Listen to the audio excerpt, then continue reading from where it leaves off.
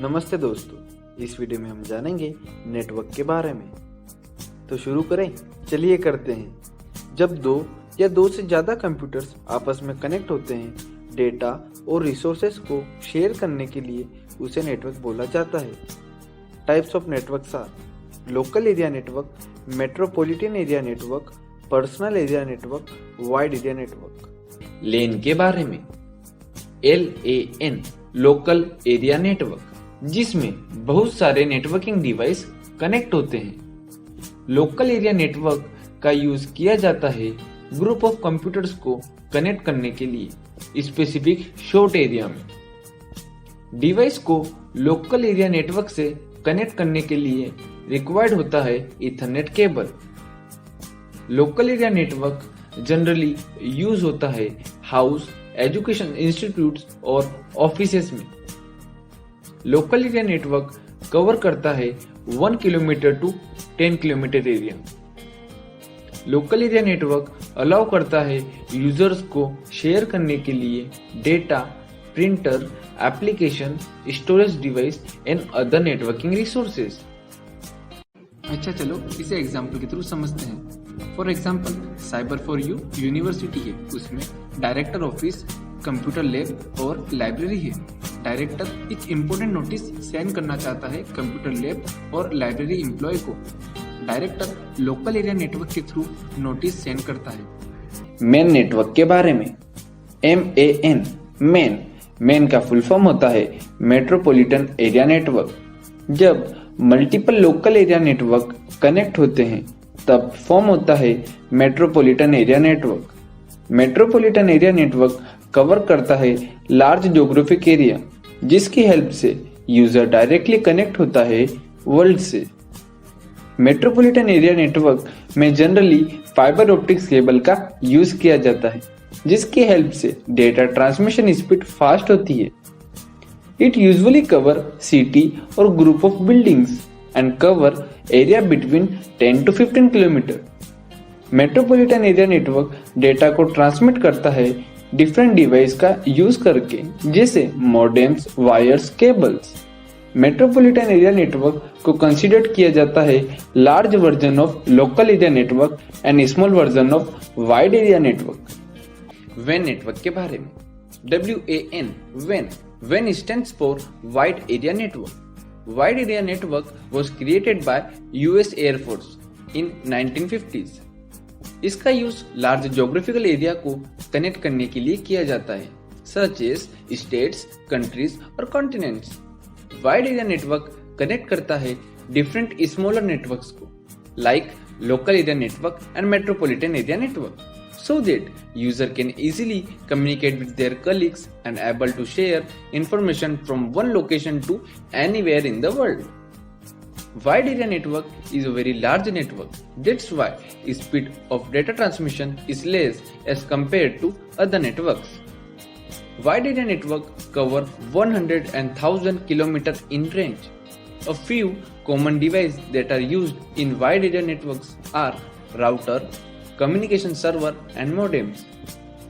Router के बारे में राउटर एक नेटवर्किंग डिवाइस है, जिसकी हेल्प से हम डिफरेंट नेटवर्क्स को आपस में कनेक्ट करते हैं और डिफरेंट नेटवर्क्स के बीच में कनेक्शन एस्टेब्लिश करते हैं।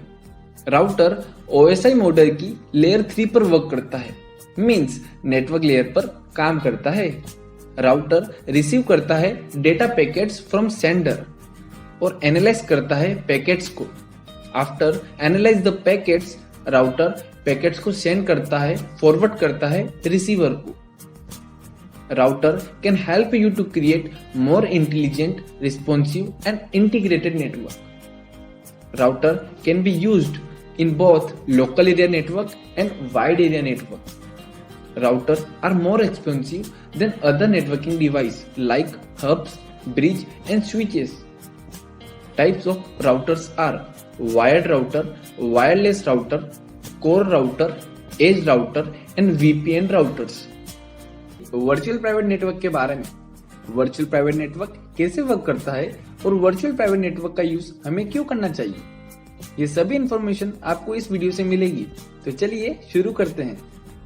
In today's digital age, काफी मुश्किल हो चुका है अपनी ऑनलाइन प्राइवेसी और सिक्योरिटी को मैनेज करना। साइबर क्राइम और डेटा ब्रीचेस के केस काफी तेजी से इंक्रीज हो रहे हैं। तो क्या आपकी ऑनलाइन प्राइवेसी को प्रोटेक्ट करने में वर्चुअल प्राइवेट नेटवर्क आपकी हेल्प कर सकता है? तो इसका आंसर है यस, वर्चुअल प्राइवेट नेटवर्क आपकी हेल्प कर सकता है। पर कैसे? चलिए इसे जानते हैं।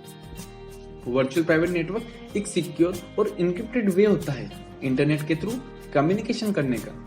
जब आप कनेक्ट होते हो इंटरनेट से बाय यूजिंग वीपीएन, आपका सारा डेटा एक रिमोट सर्वर के थ्रू राउट किया जाता है, जो आपके आईपी एड्रेस और लोकेशन को हाइड कर देता है from the website and services जो आप एक्सेस कर रहे हो। दिस मीन्स आपकी ऑनलाइन एक्टिविटीज इंक्लूडिंग आपकी ब्राउजिंग हिस्ट्री, चैट्स, डाउनलोड्स, ये सभी आपके internet service provider, government, hackers and other third parties से हाइड हो जाती है और आपकी ऑनलाइन आइडेंटिटी प्रोटेक्ट रहती है। Another benefit of using VPN is it allow you to access restricted content and bypass censorship no matter where you are in the world, whether you are traveling abroad or simply trying to access a website that block in your country.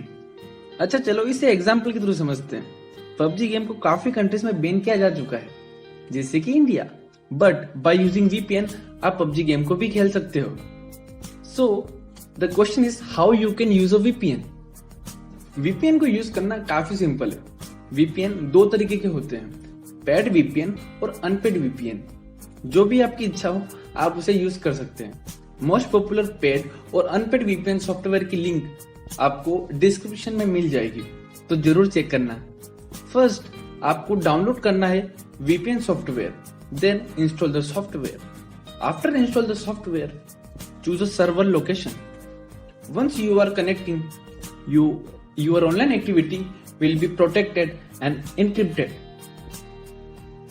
A VPN is a simple and effective way to protect your online privacy and security and access restricted content from anywhere in the world. Firewall के बारे में। Firewall एक security system है जो monitor और filter करता है incoming और आउटगोइंग नेटवर्क ट्रैफिक को based on organization security policies. It acts as a barrier between trusted internal network and untrusted external network. Internal network means home network, college campus network, private bank network and organization network. While जो भी private network के बाहर का network होता है उसे external network बोला जाता है। फायरवॉल इसेंशियल कंपोनेंट है सिक्योर नेटवर्क इंफ्रास्ट्रक्चर का, जो प्रोटेक्ट करता है नेटवर्क को from unauthorised access, malware and other malicious activities like viruses. It can be hardware based or software based firewall. There are two main types of firewall. First is network firewall and another one is host based firewall. So what is network firewall? Network firewall software based और hardware based security system है जो protect करता है computer network को unauthorised access और malicious activities से। Network firewall protect करता है इंटायर नेटवर्क को एंड उसके कनेक्टेड डिवाइस को। On the other hand host based firewall install and run होता है सिंगल कंप्यूटर और डिवाइस पर एंड प्रोवाइड करता है protection to the individual computer by monitoring and controlling incoming and outgoing network traffic based on their security policies. Host based firewall are commonly used to protect personal computer, server and other device from malicious network traffic and cyber threats. In short, the purpose of firewall is to provide a secure environment for information and communication within a network, जिसका नाम है hub. जैसा कि हम जानते हैं, network is made up of several connected device such as computers, printers and routers. ये सभी डिवाइस सेंट्रल डिवाइस से कनेक्ट होते हैं, जिसकी हेल्प से ये सभी डिवाइस आपस में कम्युनिकेट और डेटा शेयर कर पाते हैं। ये सेंट्रल डिवाइस का वर्क करता है hub.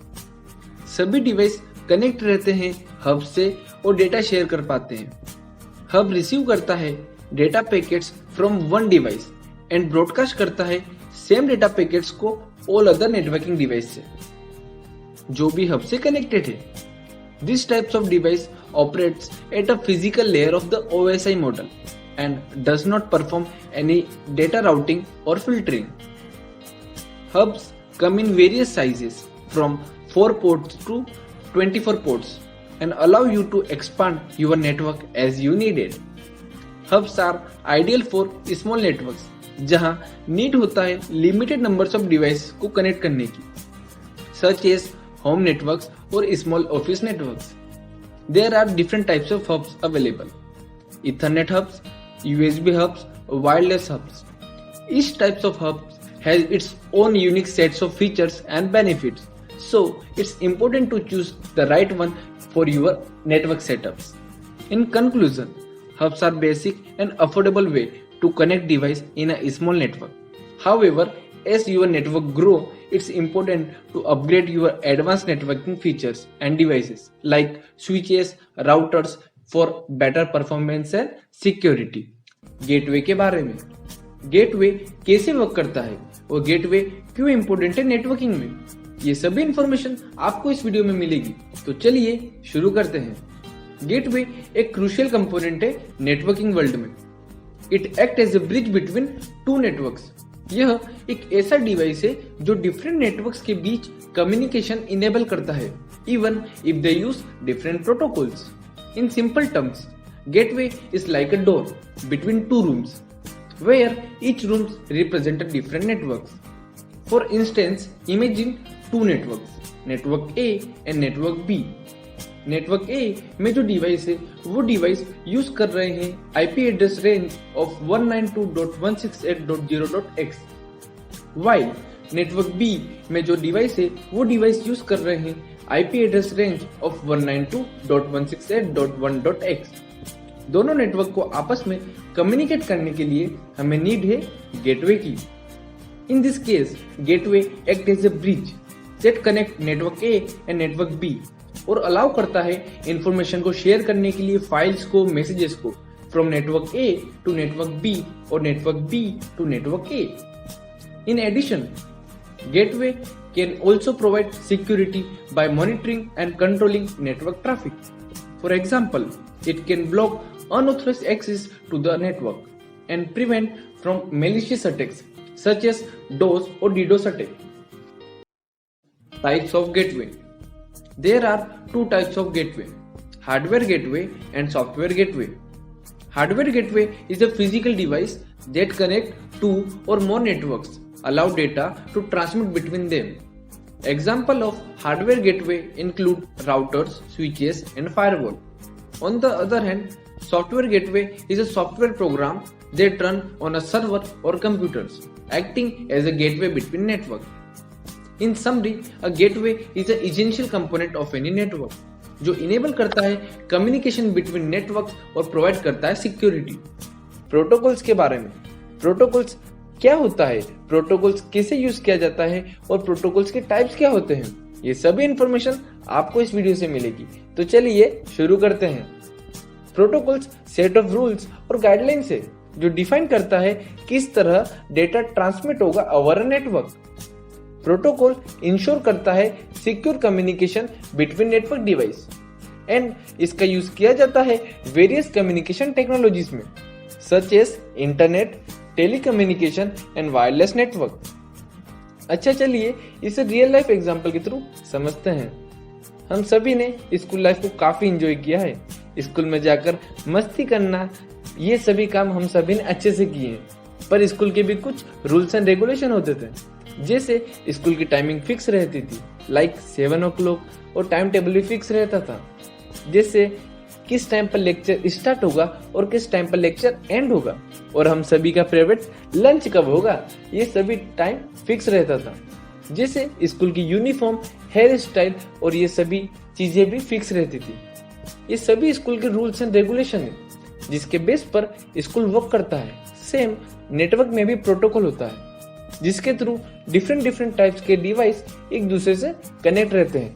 There are several types of protocols that are used in networking, including transmission control protocol, user datagram protocol, internet protocol, hypertext transfer protocol, file transfer protocol, simple mail transfer protocol, domain name system and simple mail management protocol. और भी काफी protocols होते हैं OSI model के बारे में। यह एक बहुत ही इंपॉर्टेंट नेटवर्किंग कॉन्सेप्ट है जिसे आपको समझना बहुत ही जरूरी है अगर आप कंप्यूटर नेटवर्किंग की फील्ड में काम करते हैं। ओएसआई मॉडल एक थ्योरेटिकल नेटवर्किंग मॉडल है जिसकी मदद से हम नेटवर्क प्रोटोकॉल्स और कम्युनिकेशन को समझ सकते हैं। ओएसआई मॉडल का फुल फॉर्म होता है open system interconnection model.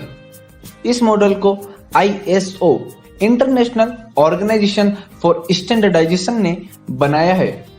OSI model एक नेटवर्क कम्युनिकेशन स्टैंडर्ड है जिसे हम कम्युनिकेशन डिवाइस जैसे कि कंप्यूटर्स, राउटर, स्विचेस के बीच में डेटा एक्सचेंज कर सकते हैं या करने के लिए यूज करते हैं। ओएसआई मॉडल को 7 लेयर्स में डिवाइड किया गया है। हर लेयर का अपना अपना काम होता है और हर लेयर नीचे वाली लेयर से डेटा रिसीव करती है और ऊपर लेयर को डेटा सेंड करती है और इन सभी लेयर के कॉम्बिनेशन नेटवर्क कम्युनिकेशन को पॉसिबल बनाता है। ओएसआई मॉडल को 7 लेयर्स में डिवाइड किया गया है और हम इसे बॉटम से टॉप लेयर तक समझेंगे। First layer is physical layer, second one is data link layer, third network layer, fourth is transport layer, fifth is session layer and sixth is presentation layer and the last one is application layer.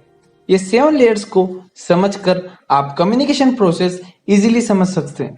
तो चलिए शुरू करते हैं। First layer is physical layer. OSI model का physical layer एक तरह का foundation है जो नेटवर्क कम्युनिकेशन का फर्स्ट लेयर होता है। इस लेयर का काम होता है डेटा को कन्वर्ट करना डिजिटल सिग्नल में जिससे नेटवर्क के थ्रू ट्रांसमिट किया जा सके। ये लेयर भी नेटवर्क की सबसे इंपॉर्टेंट लेयर में से एक है क्योंकि अगर इस लेयर में कोई भी प्रॉब्लम आती है तो कम्युनिकेशन पूरी तरह से फेल हो जाती है। इस लेयर में डेटा को एनालॉग सिग्नल से डिजिटल सिग्नल में कन्वर्ट किया जाता है और उसको नेटवर्क के थ्रू ट्रांसमिट भी किया जाता है। इसके अलावा इस लेयर का काम होता है डेटा की साइज को भी डिफाइन करना, जैसे कि कितनी साइज का डेटा को ट्रांसमिट करना है और कितनी स्पीड में डेटा को ट्रांसमिट करना है। ये सब इस लेयर के अंदर डिफाइन किया जाता है। इस लेयर के काम को समझने के लिए एक एग्जाम्पल देख लेते हैं। मान लीजिए आप एक मेल सेंड कर रहे हैं अपने फ्रेंड को। मेल में जो भी आपने लिखा है वो सबसे पहले डिजिटल सिग्नल में कन्वर्ट किया जाता है, फिर उसको ईथरनेट केबल के थ्रू राउटर में ट्रांसमिट किया जाता है जहां से वो इंटरनेट के थ्रू आपके फ्रेंड के राउटर तक ट्रांसमिट किया जाता है। उसके बाद उसको आपके फ्रेंड के कंप्यूटर में डिजिटल सिग्नल से कन्वर्ट किया जाता है जिससे वो आपके मेल को देख सकता है और समझ सकता है। मीन्स वो वापस से ह्यूमन रीडेबल फॉर्म में कन्वर्ट हो जाता है। इस तरह से फिजिकल लेयर का काम होता है डेटा को डिजिटल सिग्नल में कन्वर्ट करके ट्रांसमिट करना जो कम्युनिकेशन को सक्सेसफुल बनाता है। ये है फिजिकल लेयर। अब हम बात करेंगे ओएसआई मॉडल के दूसरे लेयर के बारे में, मींस डेटा लिंक लेयर के बारे में। Data link layer network communication के लिए एक बहुत ही इंपॉर्टेंट लेयर है जहां एक डिवाइस से दूसरे डिवाइस तक डेटा को ट्रांसफर किया जाता है। चलिए इस लेयर के बारे में डिटेल में जानते हैं। डेटा लिंक लेयर का काम है डेटा को फिजिकल लेयर से एक्सेप्ट करना और उसे स्मॉल स्मॉल पैकेट्स में डिवाइड करना। मींस एक मैसेज है हाउ आर यू, इस मैसेज को 3 डिफरेंट पैकेट्स में डिवाइड करना। मींस हाउ को फर्स्ट पैकेट में, आर को सेकेंड पैकेट में एंड यू को थर्ड पैकेट में डिवाइड करना। अब इस पैकेट्स को लाइन बाय लाइन डेस्टिनेशन तक पहुंचाने का काम भी डेटा लिंक लेयर का होता है। इस लेयर के अंदर दो सब लेयर्स होती है। First is LLC logical link controller और second is MEC media access controller. LLC का काम है लॉजिकल लिंक्स को इस्टेब्लिश करना, डेटा इंटीग्रिटी का ध्यान रखना, एरर डिटेक्शन और करेक्शन करके डेटा को अपर लेयर को फॉरवर्ड करना, मींस नेटवर्क लेयर को सेंड करना।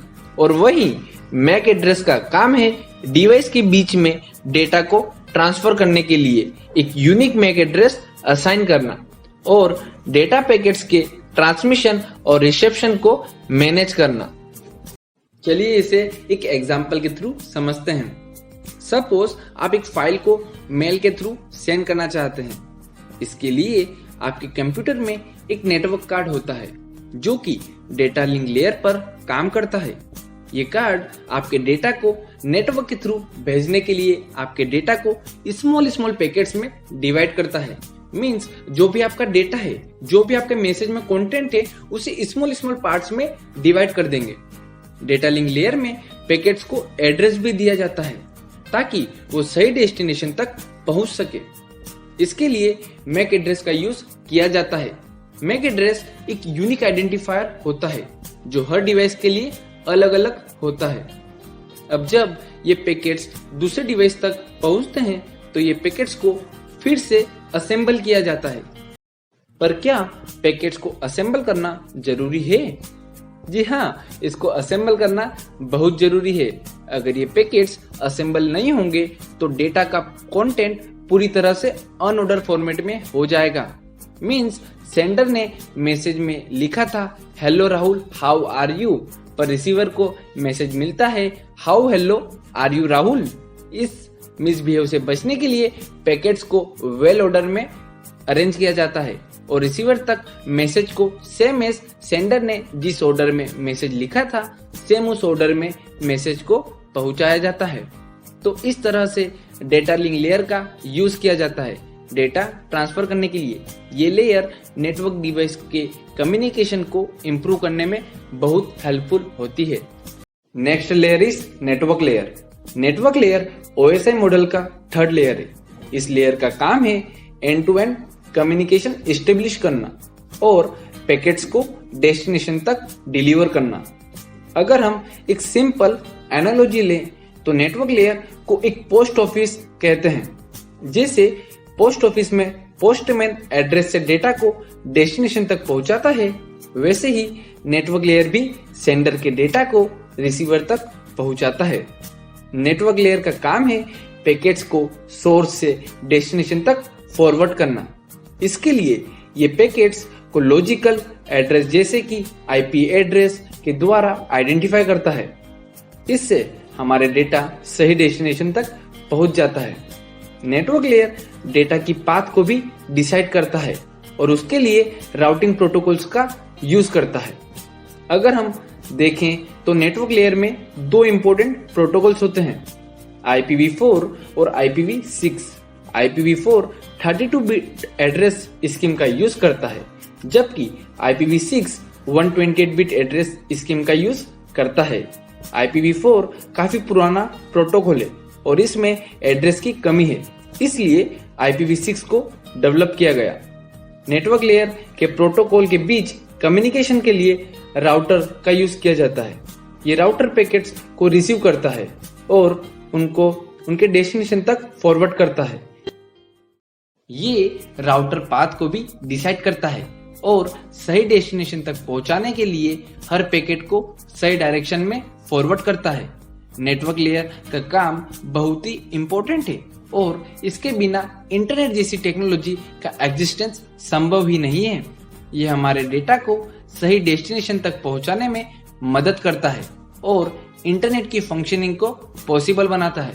इस तरह से नेटवर्क लेयर का काम है डेटा को सही डेस्टिनेशन तक फॉरवर्ड करना और हमारे कम्युनिकेशन को पॉसिबल बनाने में मदद करना। चलिए इसे एक एग्जाम्पल के थ्रू समझते हैं।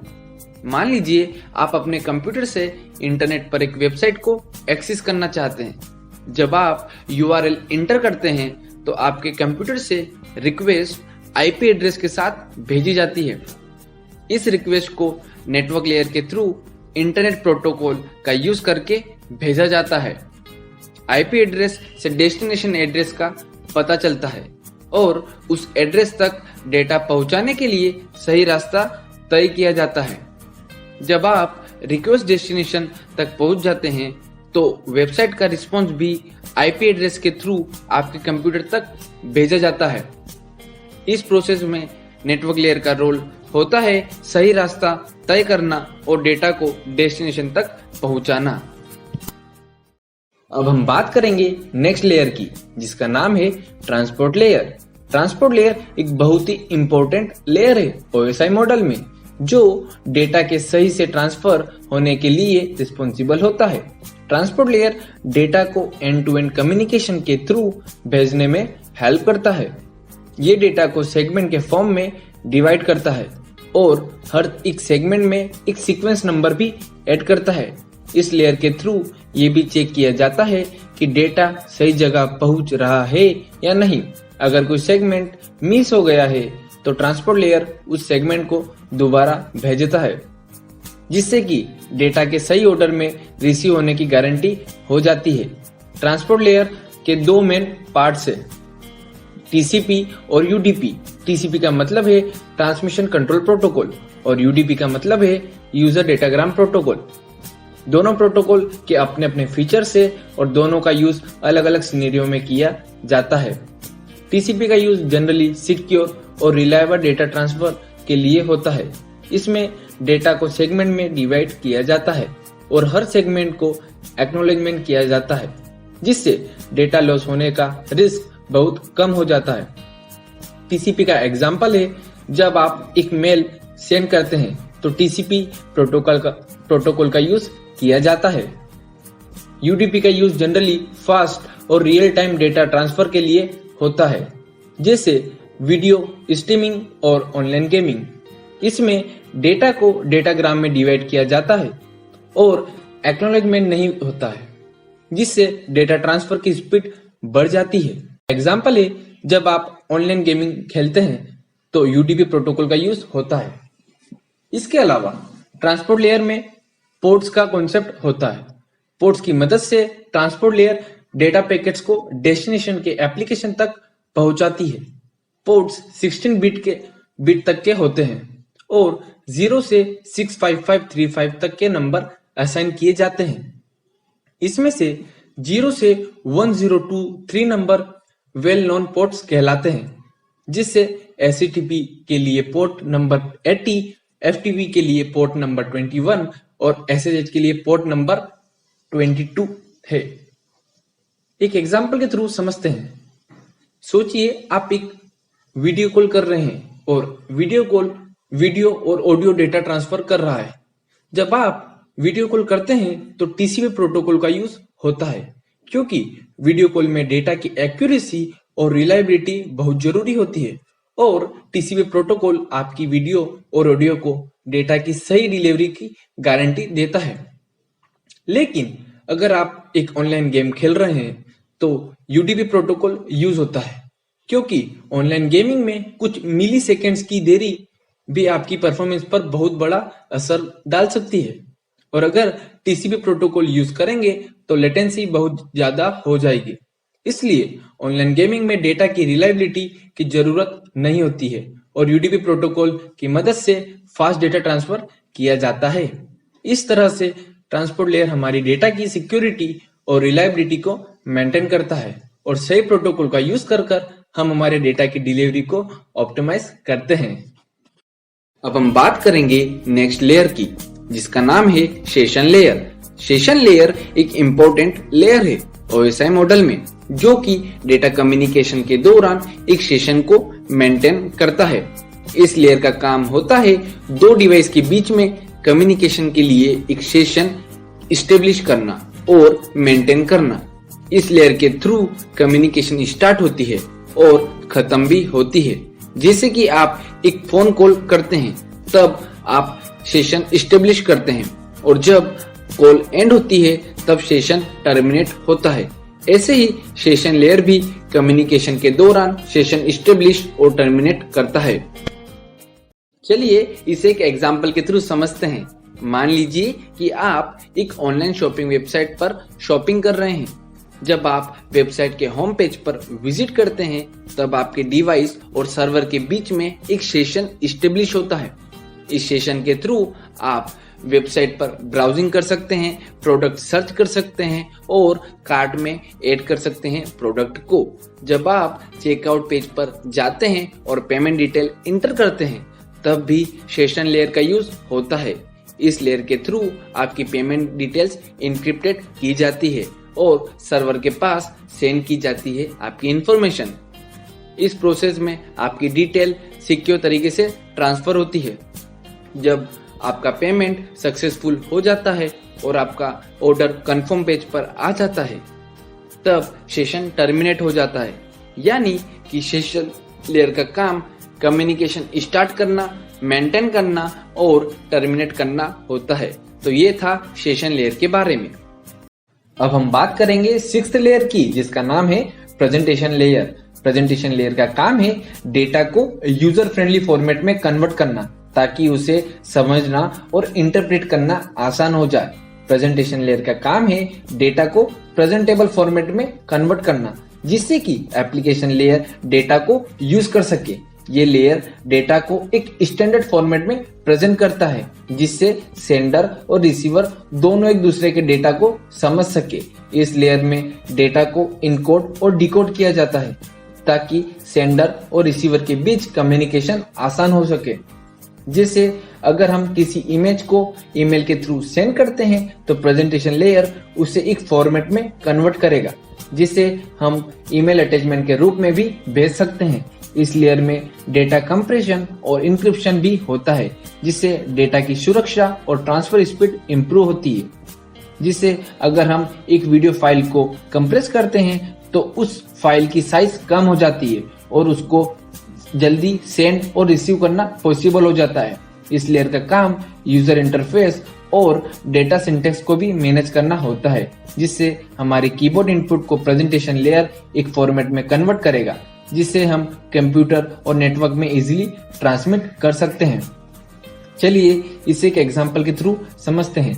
जब आप एक ईमेल सेंड करते हैं तो प्रेजेंटेशन लेयर के थ्रू आपके मैसेज के कंटेंट को ASCII American standard code for information interchange format में कन्वर्ट किया जाता है जिससे आपके मैसेज के डेटा इजीली रीड हो सके। प्रेजेंटेशन लेयर के थ्रू आपके मैसेज को सिक्योर भी किया जाता है इंक्रिप्शन की हेल्प से जिससे कोई थर्ड पार्टी एप्लीकेशन आपके मैसेज को रीड नहीं कर सके। इसके अलावा प्रेजेंटेशन लेयर मल्टीमीडिया फाइल्स जैसे कि इमेजेस, वीडियोस और ऑडियोस को भी इनकोड करता है जिससे उन्हें ट्रांसफर करने के लिए सुटेबल फॉर्मेट में कन्वर्ट किया जा सके। इस लेयर का काम डेटा को रिप्रेजेंट और एक्सचेंज करने में हेल्प करना है और इस लेयर के थ्रू डेटा की कॉन्फिडेंशियलिटी और इंटीग्रिटी को मेंटेन किया जाता है। ये सभी काम प्रेजेंटेशन लेयर में परफॉर्म किए जाते हैं।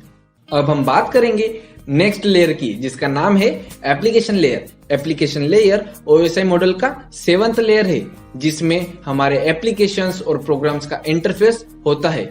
इस लेयर का मेन काम है यूजर की रिक्वेस्ट को एक्सेप्ट करना और उन्हें नेटवर्क के लोअर लेयर तक ट्रांसफर करना। इसमें हमारे पास बहुत सारे प्रोटोकॉल्स जैसे HTTP, FTP, SMTP, DNS और SSH आते हैं जो कि हमारे डेली लाइफ में यूज होते हैं। इस लेयर का काम ये है कि ये एप्लीकेशन को नेटवर्क से कनेक्ट करता है और उन्हें डेटा सेंड और रिसीव करने में मदद करता है। इस लेयर में डेटा को एप्लीकेशन के तरीके से ऑर्गेनाइज किया जाता है, इसलिए ये लेयर हमारे डेली कंप्यूटर और फोन यूजेस में बहुत इंपॉर्टेंट है। तो चलिए इसे हम एक एग्जांपल के थ्रू समझते हैं कि एप्लीकेशन लेयर क्या है। मान लीजिए आपने एक वेबसाइट का URL इंटर किया है और वेबसाइट को ओपन किया है। जब आप वेबसाइट को ओपन करते हैं तब आपका ब्राउजर एप्लीकेशन लेयर का यूज करके सर्वर से कम्युनिकेशन एस्टेब्लिश करता है।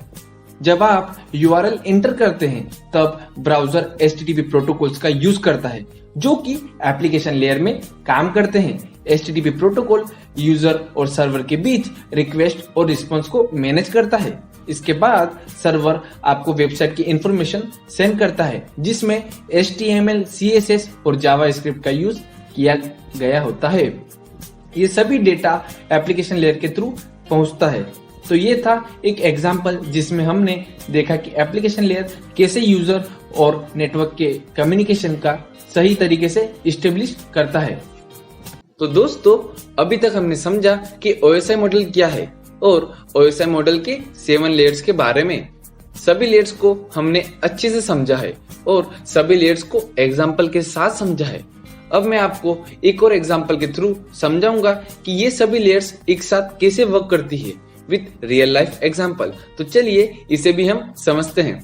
कंसीडर करें कि आप एक वेबसाइट पर विजिट कर रहे हैं। जब आप वेबसाइट के URL को इंटर करते हैं तब आपकी रिक्वेस्ट वेब सर्वर तक पहुंचती है। इस प्रोसेस को OSI मॉडल के थ्रू एक्सप्लेन कर सकते हैं। हम सभी 7 लेयर्स का यूज करेंगे कि हाँ ये कैसे वर्क करती है इस एग्जाम्पल के थ्रू। तो हम स्टार्ट करते हैं फिजिकल लेयर से। जब आप अपने डिवाइस से रिक्वेस्ट भेजते हैं तो ये आपके डिवाइस के हार्डवेयर के थ्रू फिजिकली ट्रांसफर होती है। मींस जब आपके डिवाइस से कोई रिक्वेस्ट भेजी जाती है तो ये आपके हार्डवेयर के थ्रू फिजिकली ट्रांसफर होती है रिक्वेस्ट। डेटा लिंक लेयर का काम क्या है? जो रिक्वेस्ट फिजिकल लेयर से ट्रांसफर की गई है उसे एक्सेप्ट करना और उसे डेटा लिंक लेयर में ट्रांसफर करना। जब वो डेटा लिंक लेयर में ट्रांसफर हो जाती है उसे स्मॉल स्मॉल पैकेट्स में डिवाइड कर देना। मींस जो भी डेटा है उसे स्मॉल स्मॉल पैकेट्स में डिवाइड कर देती है डेटा लिंक लेयर। अब नेक्स्ट आती है नेटवर्क लेयर। नेटवर्क लेयर का काम क्या होता है? जो डेटा लिंक लेयर ने उन पैकेट्स को डिवाइड किया है उन्हें एक्सेप्ट करना और उन्हें डेस्टिनेशन तक पहुंचाने के लिए एक सिलेक्टेड पाथ बताना। मीन्स जो पैकेट से जो डेटा है उन्हें एक सिलेक्टेड पाथ बताना कि इस पाथ के थ्रू ये डेटा ट्रांसफर होगा। अब ट्रांसपोर्ट लेयर का काम क्या होता है? ट्रांसपोर्ट लेयर उन पैकेट्स को एक्सेप्ट करता है और उन्हें डेस्टिनेशन तक पहुंचाने के लिए एक रिलायबल कनेक्शन की गारंटी देता है। सेशन लेयर डेटा को अलग अलग सेशन में ऑर्गेनाइज करता है। मीन्स सेशन क्रिएट करता है और उन डेटा को अलग अलग सेशन में ऑर्गेनाइज करने का काम सेशन लेयर का होता है। प्रेजेंटेशन लेयर डेटा को यूजर फ्रेंडली फॉर्मेट में कन्वर्ट करता है। मींस जो एप्लीकेशन लेयर एक्सेप्ट कर सके और यूजर उस डेटा को समझ सके उस फॉर्मेट में कन्वर्ट करने का काम प्रेजेंटेशन लेयर का होता है। एप्लीकेशन लेयर यूजर की रिक्वेस्ट को वेबसाइट सर्वर तक पहुंचाता है और वेबसाइट के रिस्पॉन्स को यूजर तक लेके आता है। मींस एप्लीकेशन लेयर का काम क्या होता है कि जो यूजर ने रिक्वेस्ट दी है उसे वेबसाइट सर्वर तक ले जाना और जो वेबसाइट ने रिस्पॉन्स किया है उसे यूजर तक उस रिस्पॉन्स को लेकर आना। ये काम एप्लीकेशन लेयर का होता है। तो इस प्रकार OSI मॉडल का यूज नेटवर्क कम्युनिकेशन को एक्सप्लेन करने में किया जाता है। तो ये था 7 layers of OSI model. I hope आपको ये समझ में आया होगा कि OSI मॉडल क्या है और काम कैसे करता है। अगर आपको कोई क्वेश्चन है तो आप मुझे कमेंट सेक्शन में लिख सकते हैं। नेटवर्किंग कॉन्सेप्ट को अच्छे से समझने के लिए आप Cyber4U की फैमिली को सब्सक्राइब बटन प्रेस करके ज्वाइन भी कर सकते हैं। नेक्स्ट वीडियो भी जल्दी आएगी, तब तक अपना ध्यान रखिएगा। I will see you next time. Good bye.